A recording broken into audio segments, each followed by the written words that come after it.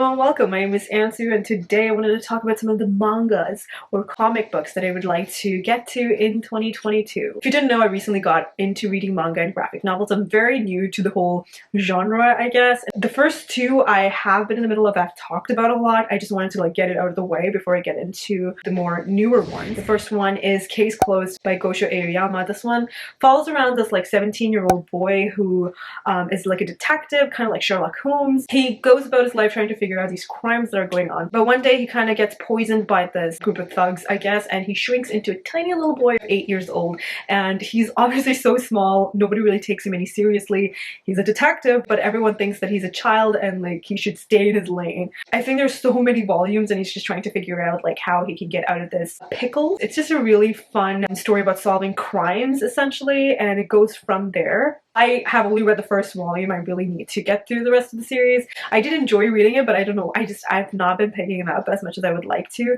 It's just something that I would like to continue to read for the rest of this year for sure. The next one I've talked about many times on my channel. I've loved it, and it's Death Note. This one was also like a crime kind of a manga series, and this one follows around this character named Light Yagami. He comes across this Death Note from a Shinigami, and essentially he can write down a person's name on it, and if he knows their face, they end up dying with a heart attack unless he specifically says how they're going to die. All these deaths kind of happen in Japan, and it happens to certain criminals that have been shown on TV or newspapers or anything like that, and it kind of strikes the attention of detectives. And one detective specifically named L, who's like a secret agent, nobody really knows his face or anything like that, and that agent is also another kid who's trying to figure out who Light or the killer is. These two characters, Light and this L character, are trying to figure out who the other person is, and it goes from there. It just feels like a very high stake series. Things are getting introduced every single time, and it's fun. I think I read 4 volumes if I'm not wrong, and I've had a really good time with it, and I'm really looking forward to the rest of it. Okay, now moving on to the ones that I have not even started, but I'm kind of looking forward to. The first one is The Promise Neverland. This one I'm not sure what it is about, but I think it is following around these characters who are in an orphanage,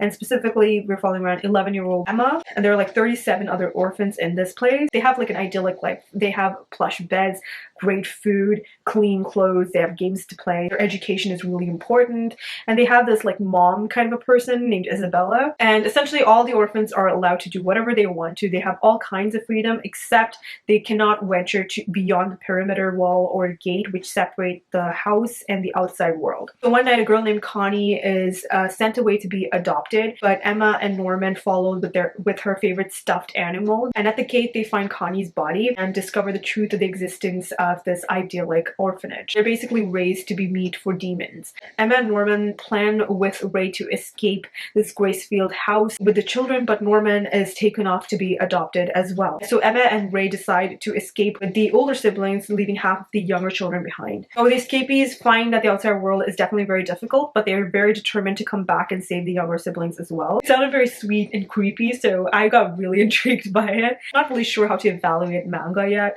but I'm still looking forward to getting to this one. Another one that I'm looking forward to, I actually heard about it recently and I'm not too sure what it's exactly about, but it is Blue Flag, and this one follows around this third-year student named Taichi. Futaba, a classmate of his, kind of approaches in order to date his friend. His friend is one of the most popular guys in the school. Taichi definitely tries to help Futaba to date him, but soon enough Taichi starts to have feelings for Futaba, and the friend person named Toma like someone else that they did not expect to. Things go from there. I don't know if it's a love triangle, it feels like that. It's supposed to be a romance and it has 8 volumes, so it's not super long or anything, so I definitely want to try to get to it. Another one that I'm looking forward to is Sweat and Soap. This one I saw on Rachel's Goodreads page, and also Chelsea talked about this, and I kind of got intrigued. This one feels like a more adult manga.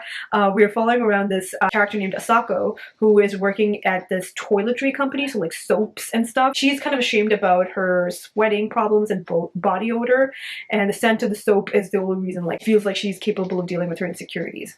However, there's Kotaro, who is the company's lead product developer, and he kind of sniffs her.